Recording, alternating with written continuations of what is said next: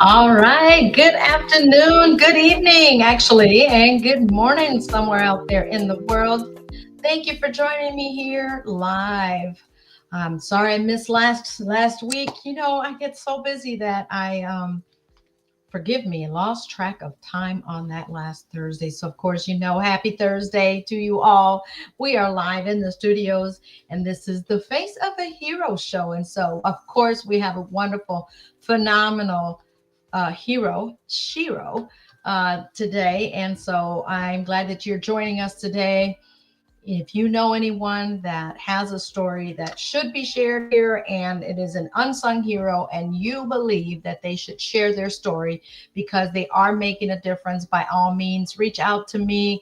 And of course, it's 219 262 7009. Information is right there on the bottom of the screen. Again, 219, text to 219 262 7009. We have that website, faceofahero.com. And of course, we thank you for joining me tonight. I have not seen this young lady in a while, so I am glad to bring her. And so, without further ado, let me bring up to the stage, and that is a wonderful sister, Elizabeth Gerald. Thank you for coming on this evening. I know that you are busy as well, making a difference out there in the world. We thank you for what you do. I thank you for what Thank you you for do. having me. My Yes, I pleasure. appreciate you. My pleasure. It's been a while since we've talked. We haven't seen each other a couple of years ago, but I see that you Yes, are still moving and grooving, shaking and baking, yeah, all through the community. And sometimes, well, there's pain with a purpose, and I see that your pain, you are truly using it for a grand purpose. Um, yes, Even though I know that it's been painful for you, Elizabeth, but yes, I commend you for what you've been doing and how everything started from your pain. And of course, yes, people, this is Miss Elizabeth Gerald. She's been making a difference in the community.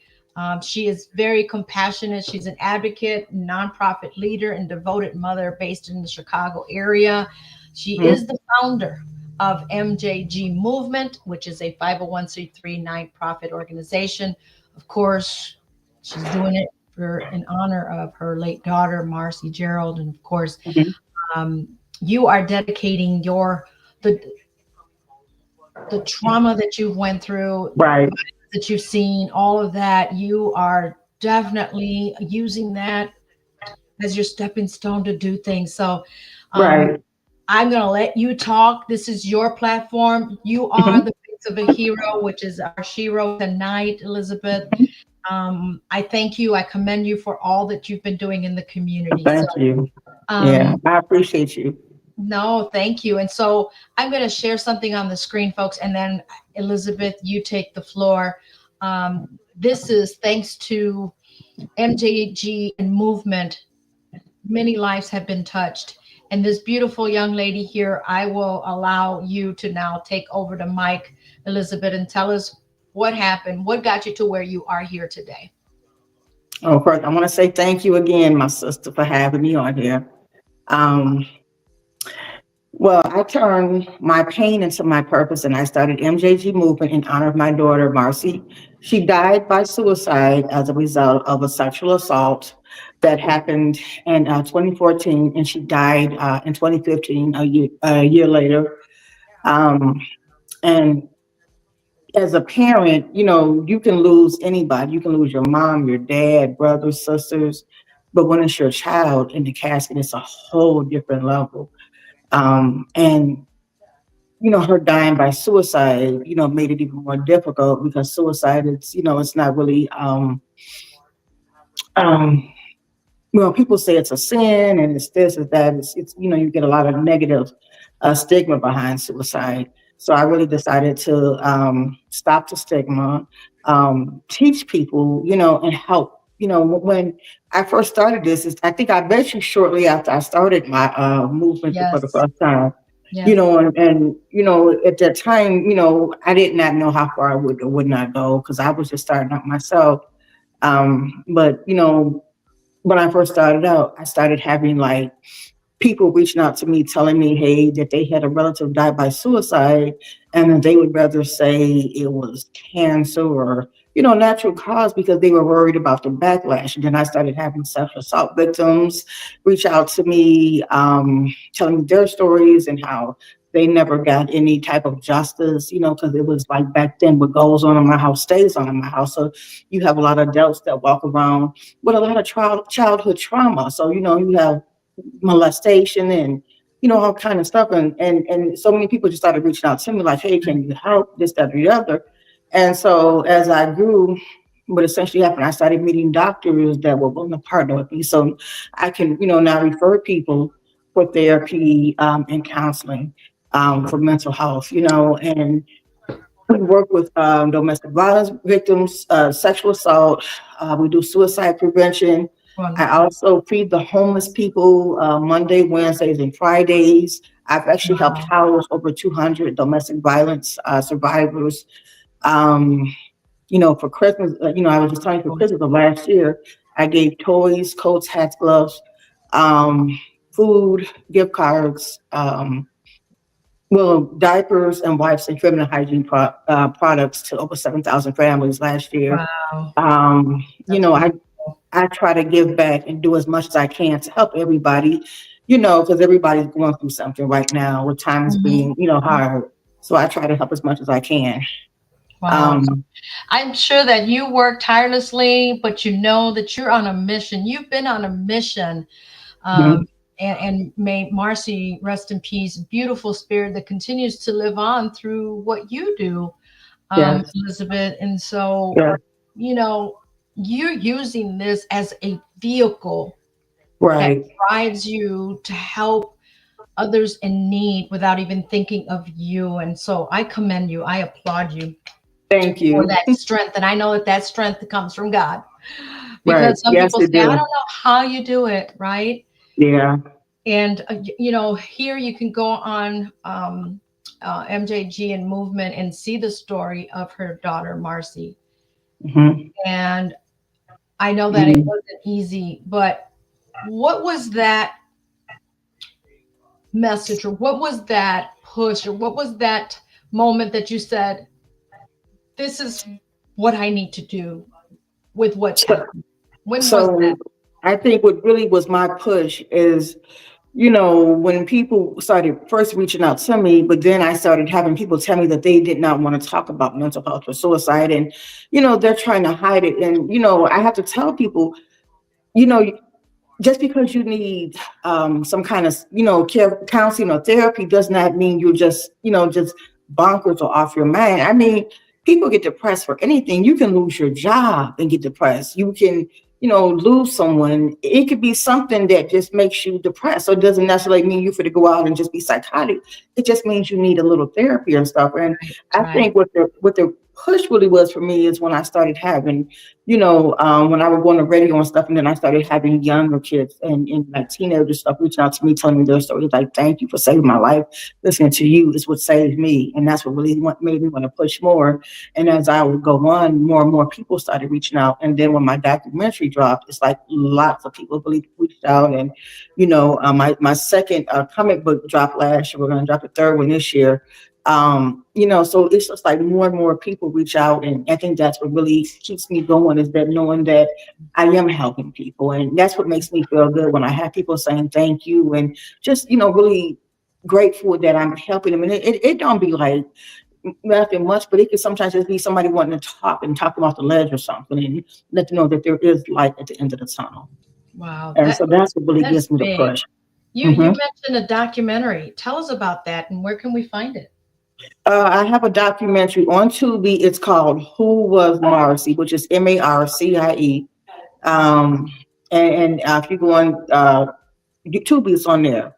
We'll be doing a new one, an updated one, sometime this year, because this year will be 10 years that she's been gone. Wow, 10 years already. Mm-hmm. Wow. Yeah. Wow. Mm-hmm. So you can find it. What was the name of it, of the documentary? Because I'm gonna go and watch it. It was Those of you that are watching, go for it. Who was Marcie, which is Marcie, and it's on Tubi. Who is Marcie?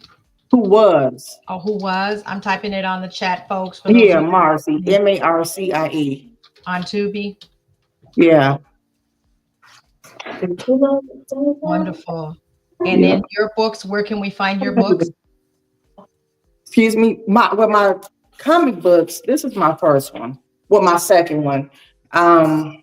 You can reach out to me on, 'cause I don't know if I still got them on my, I had them on my website, but if you reach out to me on Facebook or something, I can send you like a link or something. Okay. So they can find you on as Elizabeth Gerald on Facebook.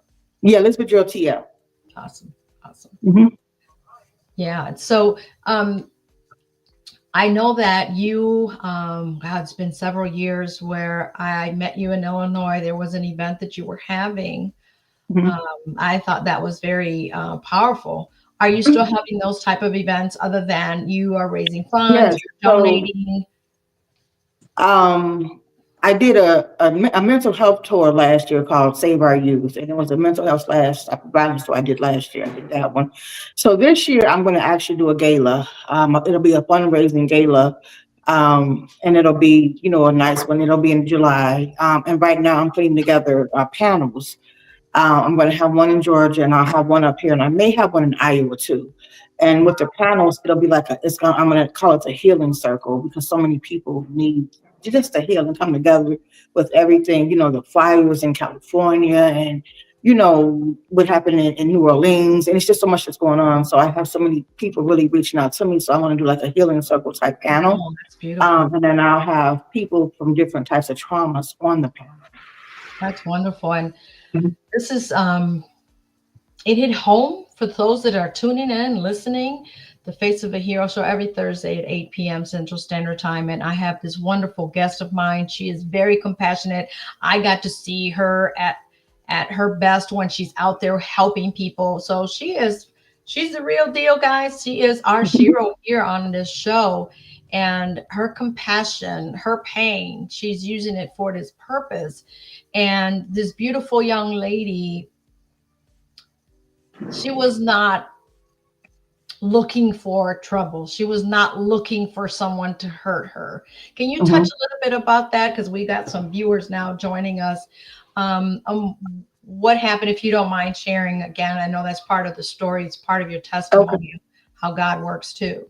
Yeah, so my daughter was 14 when she was sexually assaulted. The guy who actually assaulted her, he had just gotten out of prison. He was supposed to register as a sex offender at a halfway house in Chicago, but he just didn't. And by his parole officer having so many, I guess, parolees or whatever they're called, he didn't even realize that this dude did not register. So, you know, by the guy being from the suburbs, he actually seen my daughter, and we don't know when he seen her for the first time, but he waited till he caught her by herself, and he assaulted her. You know, he attacked her and assaulted her. And then, you know, I was in Flossmoor at that time. So, you know, when the Flossmoor Police Department came to my house and told me it was an accident, I had to go to the hospital. You know, it was like, wow. And it just kind of went from there. We did go to court we went to Markham to court just like once a month. But as you go to court, he's in the courtroom with you. So he's looking back, winking and stuff and not taking it seriously. He never showed any remorse. And so we ended up taking a plea deal for 10 years and life parole. And what essentially happened was that he ended up telling my daughter, if you wasn't so beautiful, I wouldn't have been attracted to you. So you have nobody to blame but yourself, because I couldn't help myself. And she was 15. So terrible. And that probably stuck with her, which led her to do things. And you had mentioned in the past that she too, and guys, mental health is serious. It's real. And it happens to those who you least think is happening to them. And Elizabeth, did you had any warnings, any signs? So when it first happened, and that's one of the reasons why I started my organization. So the Flossmoor Police Department had referred her to Laura Beta Hospital. They had no beds at their time. And so they referred us to the YWCA, and when we went there, there was no people her age. There were a lot of older women there, and she just didn't like it. And then from there, we went to the Laney Foundation, which she liked it, and they actually would come to the house and do home therapy. And then the Flossmoor School District actually did home schooling her until they found a school in Naperville. It's a therapeutic, all-girl therapeutic school in Naperville that they were able to get her in. And so what essentially happened was the first time she cut her wrist because she didn't, got to the point she didn't even want to, she was afraid to go outside and everything. And going to school in the beginning was just too much. And so every time she would see a boy or something, she would just freak out. So she had cut her wrist the first time. And then I got her to help and everything. And as we would go to court, it was just like it always would trigger her and everything. And the thing is, like, even when she would take baths, she would sit in the bathtub and just scrub herself raw. And it got to me have to pat her down and put Vaseline and stuff on her and to try to help her. And she did not want to get her hair did anymore, so she would just wear her hair just in a ponytail. She didn't want to get her nails done. My daughter was maybe 100 pounds wet. And so she would want to still get like a 2X or a 3X. And then she didn't want to wear anything but black, dark green, brown jogging suits. That's it. She didn't want to wear any clothes that fit her. She didn't want to get her hair did, her nails, or nothing. And then, once she was able to get into the therapeutic school, and the therapist would come to my house, she didn't have to really go out. And she didn't want to go shopping anymore. She didn't want to do anything. So we went through that. And then, still having to go to court. It just got to the point she didn't want to go to court anymore. And so that's why we ended up taking a plea deal. Wow. Mm-hmm. And I'm sure you had not much of a choice, right? So now it's 10 years now. Mm-hmm. July 20, 10 years she's been gone. Wow. But there's good out of darkness, folks. And this is part of her testimony that, we always say, why me or why this pain? Mm-hmm. She did it for a great purpose.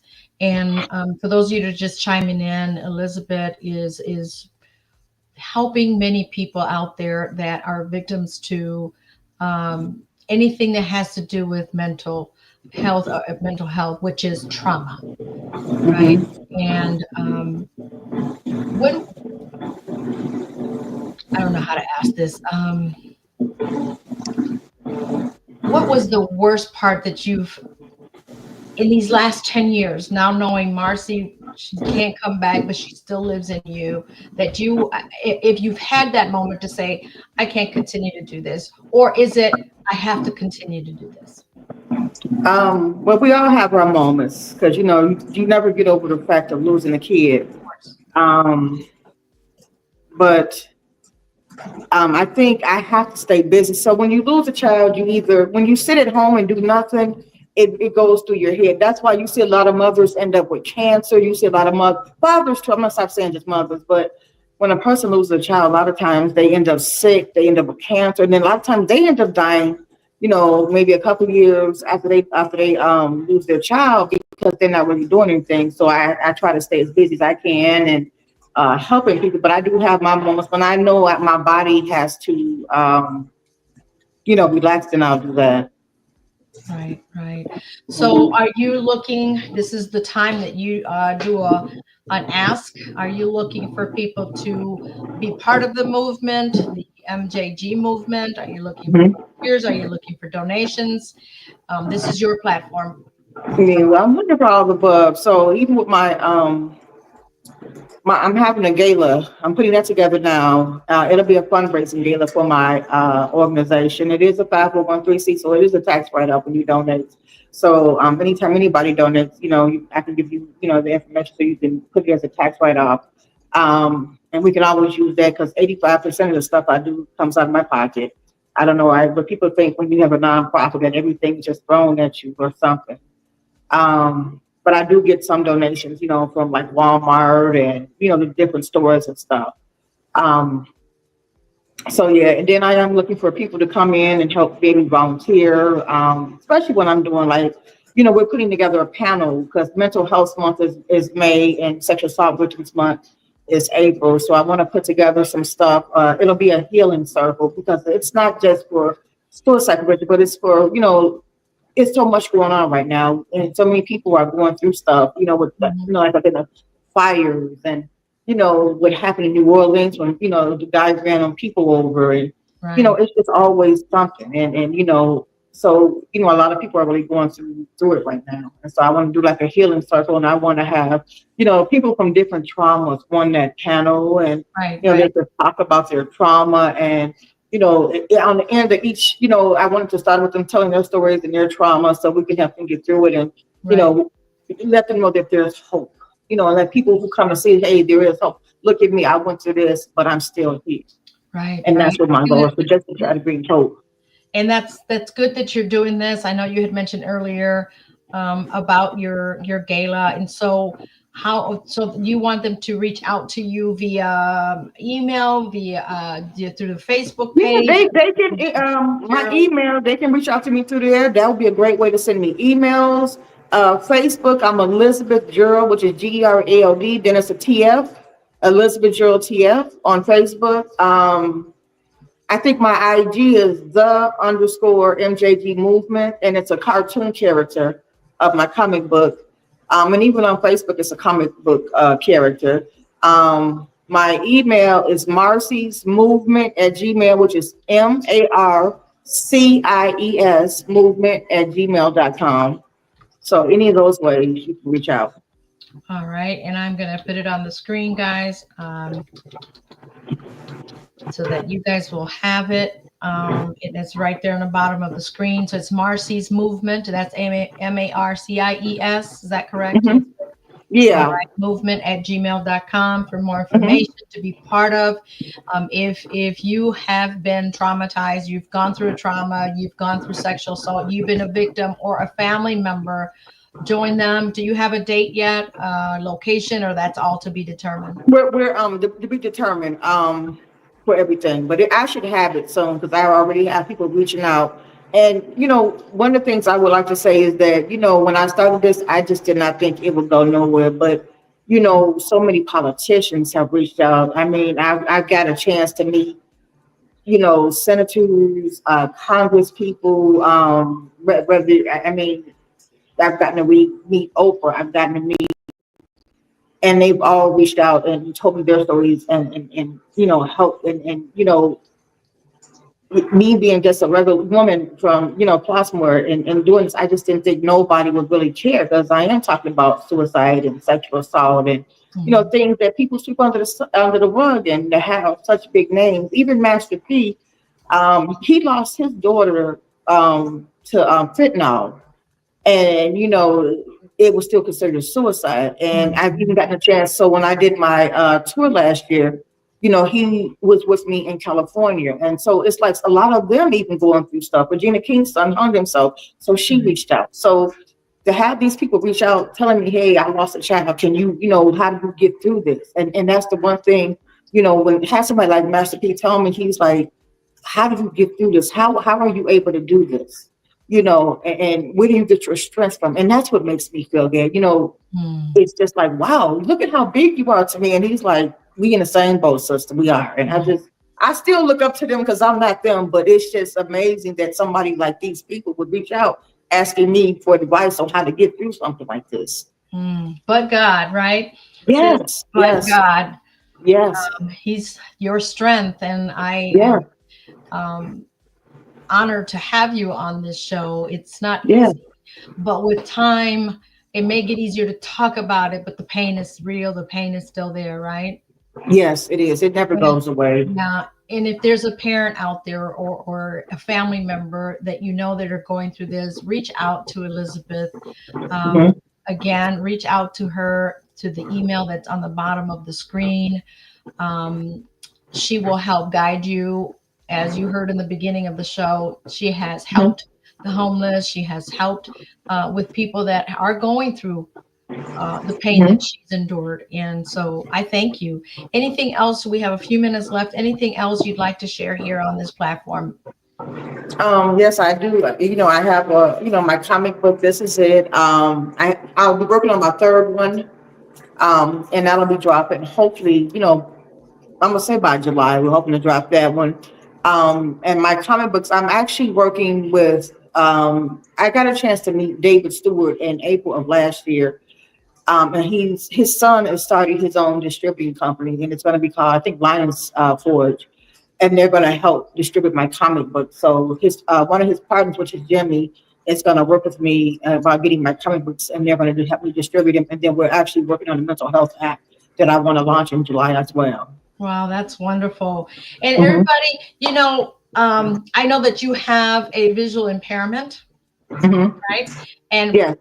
they may not know that. And the only reason why I'm bringing this up is because she's not even paying attention to that. So Mhm. she can do it. So can anyone Yeah. else that's going through some hardship. Can you talk a little bit about that real quick? Well, I'm actually legally blind. My vision is -17. Wow. I've had laser surgery, and it's like it brought back floaters. So every time they laser the floaters out, they come back massive. And they said that they can only take out so many of them. So they'll take them out and they come back even more. Take them out, they come back Wow. more. So I'm just at the point. I'll just keep the vision I got, and leave it at that. Wow. And you're not Yeah. even letting that stop you. I No, applaud you, Elizabeth. Thank you for what thank you you.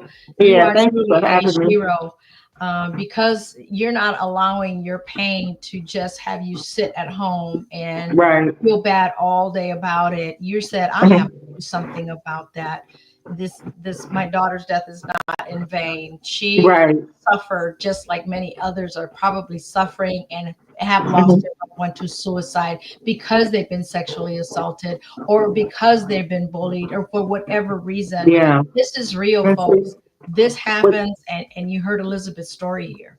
yes, and with social media, it's a lot of suicide. Suicides is, people don't realize we have more suicide than homicide. So between the ages of 10 and 24, young Black males are taking their life at a higher rate than anybody else right now. A lot of it's peer pressure. We like Facebook. I think they be on TikTok and all these other forums, and Mhm. there's so many, things that they do, and so much stuff that these kids go through, and it's just a lot. Social media really is causes a lot of It mental should. health with our young Should. people. It really does. I wish parents, and hopefully they hear you and they hear Mhm. your cry. What people need to do is parents get a hold of your children's devices, monitor Mhm. what they're looking at, who's talking to them, what they're reading, because this is real. This Right. cyberbullying. And then what's worse is they start looking at what other kids have, and then they're feeling bad that they don't have it. Right. Depression School. kicks Yeah. in, their self-esteem Mhm. goes down, and then Mhm. red flags may be there, but no one's watching, no one's paying Right. attention. Yeah, So so if your child suddenly becomes isolated, that's like if suppose you guys usually eat dinner together or something, and they don't want to eat dinner with you, and they just come home and go straight to their room, or even sometimes they can be moody, and it'd be the slightest thing. They might start changing, and even if they don't want to wear, they just one day wake up want to wear all dark clothes or clothes that don't fit them anymore. Those are all signs of mental health. And even if they come out and say there's nothing wrong, sometimes they're afraid to talk because they're afraid of being judged. They don't want their family to think they're crazy or they can't handle what's going on or something. But you gotta, if you can monitor their social media and kind of even sometimes go through their text messages, because yeah, if they have emails, sometimes just go through that as well. It's just it's ways. It's just so much stuff that goes on, and this bullying and cyberbullying, and there's even something called sextortion, and they said oh, they're that's huge. Nigerian. Sextortion Uh, is huge, folks. yeah, they saying it's Nigerians, and what they're doing is they're getting young kids, teenagers, high school kids. What they'll do is they'll, I guess, act like they're liking them or dating them, and they'll get like Tamira Woods, her son, he was a football player and everything. And what essentially happened with him, he met a Nigerian girl, and they had been talking back and forth for maybe a month or so. And so she started like showing him her breasts, and and she was a beautiful Mhm. lady. And she said, well, show me your body. And when he did, somehow or another, they screenshot it. And then what they came back and they sent it to him and told him if he don't send $5,000, Yeah. that they were going to send him to the police. He's going to go to jail. They're going to press charge. He's going to be a rapist. So he shot himself. Yeah, it's real, folks. Well, we're out of time now. Thank you so much, Elizabeth. Thank Everybody, you. please reach out to her, support her movement, join Marcie's movement, go and watch the movie, the Yeah. documentary. And Watch they Who is can, Marcie. you guys can Google Marcie Gerald, MarcieGerald. You can Google it. There's several articles. Yes. So thank you so much again for what you do, Mhm. Elizabeth. Thank you for you being part of the solution to help those in need. We appreciate you. May God continue to use your vessel, use you as his vessel, and God bless you. If you need anything, just let me know how I can help. Okay. And we'll continue to work on this Thank movement you. with you and for you. Thank you once again on that. And thank you for coming And on. thank you for having me. You're welcome. You're welcome. Wow. That's our Shiro for today, folks. Thank you so much for joining us or joining me. My co-pilot has been a MIA, and I don't know if he'll ever return, but that's okay. The show must go on. So tune in every Thursday, 8 p.m. Central Standard Time here on the Face of a Hero. And so just want to thank you for taking the time to watch and learn, because there's always somebody's story out there. If you know someone with a story, by all means, just send them my way. On that, we got to go. I got places to go. Nos vemos. Till next time.